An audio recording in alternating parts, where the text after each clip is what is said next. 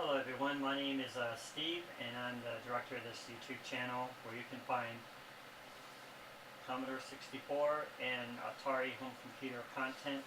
Mostly I've lately had a focus on assembly language with the Commodore 64 computer, so if you have an interest in that, you come to the right place. And what this video is about here is kind of an update or a status, if you would, to kind of show people where I'm at currently. One of the things that I'm happy to announce right now is I'll be getting a new Commodore 64 system. You might see my Commodore 64 right here at the side here. And if you also notice here, I have it hooked directly up to the TV here, but the problem is when the back plug-in that plugs into the video plug there is it's not working properly, so when you go to plug it in, it doesn't get a good connection, so I kind of have to wiggle it, and I also have to keep it close to the TV for it to work. So the report I wanted to announce is I'm going to be getting a new Commodore 64 system and also a printer that I won during an eBay auction recently, so I'm still waiting on that. It's supposed to be here today, but it hasn't arrived yet. And when it does come, I'm interested in also doing what's called an unboxing.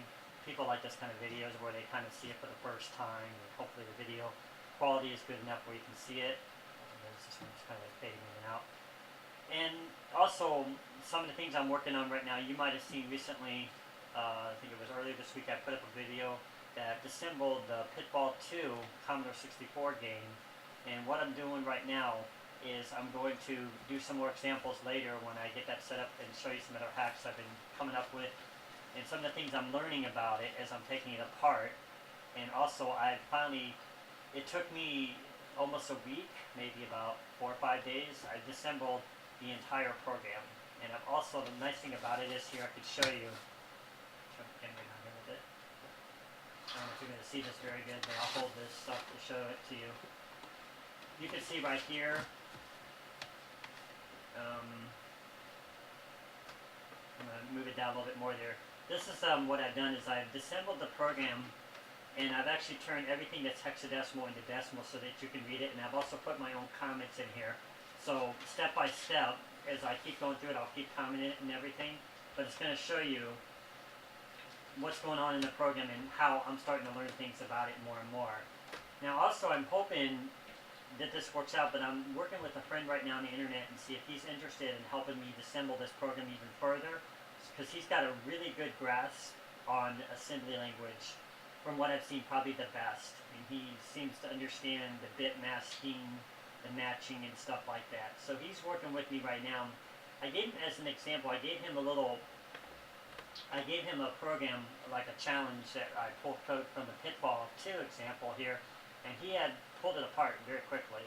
I mean, there were some things he said he didn't understand, but he was able to explain in a lot of detail that this is actually like an animation technique and it's moving to the left. And when I went to look it up in my example, he was exactly right. So he knows his stuff. So I'm hoping he'll work with me. I won't mention his name here because I don't want to put anybody on the spot, but he's been a great resource so far. So I'm looking forward to somebody like that if he has time to try to work with me and take this thing apart. Because eventually, guys, what I want to do, and I've seen very few examples of this on the internet, is I want to try to start maybe taking more programs apart entirely this way and disassembling them and putting them into a format where everybody can look at the code. So basically have open source code to all your favorite games like Donkey Kong, Pac-Man, Pitfall 2, or whatever were popular back in the days and whatever I can actually hack into or we can hack into. So I'm hoping something like that would come aboard. I certainly state that because, as I mentioned, on the internet, I haven't found, and I've done a lot of research, maybe not enough, but I haven't found any examples of where they've ever left it as open source. Now keep in mind, these are games that are no longer, you can't buy in the stores. I mean, you could still buy them on the internet, but I think those developers should at least put the source code out on the internet so people can kind of learn from them and really maybe just develop their own design and, take their own road with it, like I'm learning to do. But I haven't found many examples. If somebody knows of a good site, I'd like to know, this is a good site where emulator games were constructed from. And here's the assembly language listings for those. And I mean, not just a dump where you can actually see everything in hexadecimal addresses and stuff like that, like I showed in my examples, but something like what I kind of did that really explains what the program's doing. It shows the proper the proper labels and stuff like that. So if you want to know, for example, how sprites are set up, there's a label for sprites. If you want to know the character set, there's a label for sprite. Hopefully you get my point. So that basically it's easier to read the code.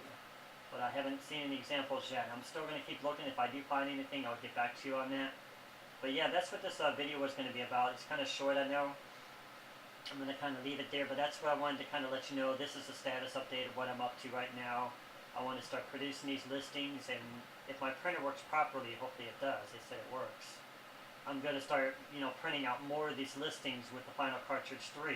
For those who want to know, Final Cartridge 3 just plugs into the back of this unit. I could show you here, and I'm going to lose my connection. It plugs right here in the back, right here. This is the Final Cartridge I'm always talking about. So it plugs right into the unit, and basically there's a switch here in the back, which is a freezer, which allows you to get into the source code. So it kind of does a warm reset. So yeah, that's about all it's going to have for this video for now. Sorry this wasn't a real tutorial guide. This was kind of an update to show you where I'm headed and what the plans are going forward from here. So thanks for watching, guys. If you're interested, you can definitely go ahead and subscribe. I encourage that. But yeah, some of the other things, let me add a little bit more here before I go. Some of the other things I want to try to eventually do if I have time is use my website to start setting up tutorials for assembly language so people can kind of learn some of the stuff that's required to build programs and stuff like that. But we'll see how that goes, because I have free time right now since I'm not working, but I'm waiting on possible job offer here real soon. So thanks for watching.